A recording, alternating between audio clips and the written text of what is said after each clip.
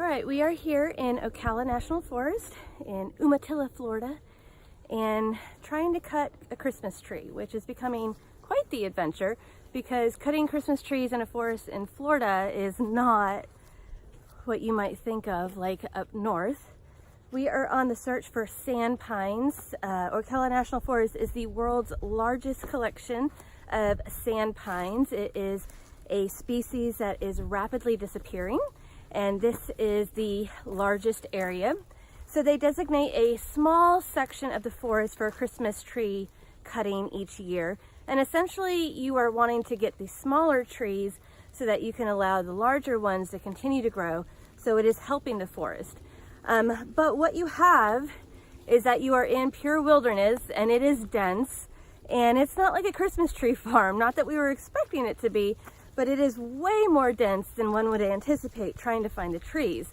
And sand pine trees are not exactly the traditional Christmas tree. They're very open and loose, and the chances of actually getting an ornament to stay on these trees or lights and garland is going to be pretty slim. And it's raining right now, which is also nice.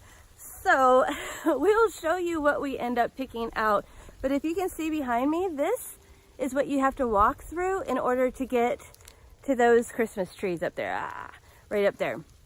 And then when you do find them, they're going to be very small, very open like that. So that is what we are going to be finding.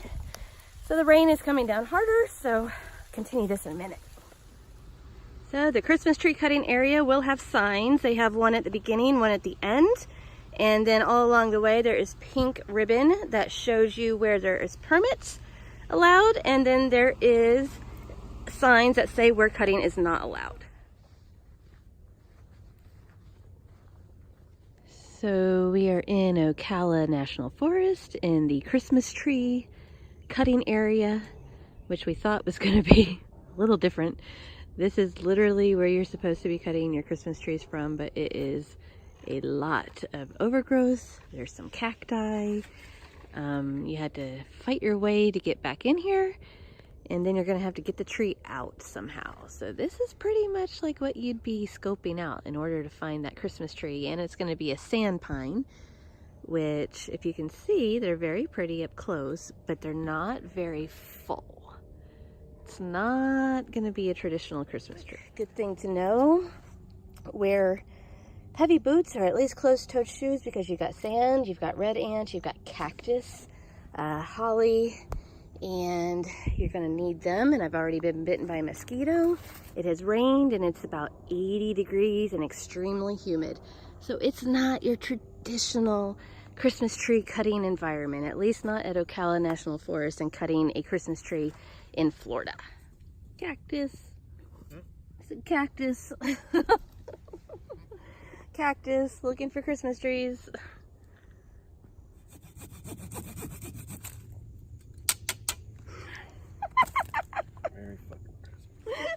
So this is the tree that we decided on because all the big ones were just not going to look good, so we just went all Charlie Brown on it.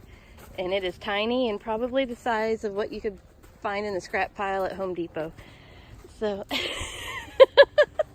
and mosquito bites along the way, but it only took like half a second to cut down, which is scores. Okay, so here is what we ended up with. It is a Charlie Brown tree. It's in a milk jug. It is that small. We finally just gave up because it was raining, and anything that was big was going to be really just spindly and open, and it's just going to look like a tree from the forest that was put in your living room. It didn't look like a Christmas tree. So we ended up getting the small tree. But that's not to say that you can't get something big. If you can cut a tree up to 12 feet, as long as you leave only 6 inches or less of a stump. And as far as being allowed to go into the national forest to get a Christmas tree, most national forests will give you permits. You do need to get a permit ahead of time. And what we did is that we put in a mail ahead permit, and then they sent us this map of where to find our Christmas tree. Now we did a mail ahead permit because for us, our ranger station was not closed was not open on the weekends and we could only go on the weekend. So we did mail-in permits, sent them a check. They need a lot of information actually, as far as your vehicle, your driver's license number, the make and model of your vehicle, who's going to be there, your address, your phone number, how many trees you want. For us at Ocala National Forest, it was $7 per tree, and I think you can only get up to 5 trees. But that's a pretty good deal. So you can either do it in person at the ranger office, or maybe you'll be able to do it mail ahead. We called and got all the information that we needed and the address to send the check to. So just look for your national forest and call them, see what is going on. Again, for us, the Ocala National Forest started at November 19th, so a little bit before Thanksgiving, and then they end around Christmas time, and that is when they have the designated Christmas tree cutting areas. So that is how you get a Christmas tree from a national forest, and how you can go in and cut your own Christmas tree and help protect the forest by clearing them out a little bit and have a little bit of fun on your own. And hopefully you live someplace where you can get a proper Christmas tree, not just like a sapling like we did. But again, it's Florida, and you know, we're not exactly known for our Christmas trees around here. If you do this, let me know what it's like, how much it costs, and what kind of tree you are able to get at your national forest. Leave those in the comments below, because I would really love to hear it, and see if it's any better in any other national forests around the country. Take care, everybody. Bye-bye.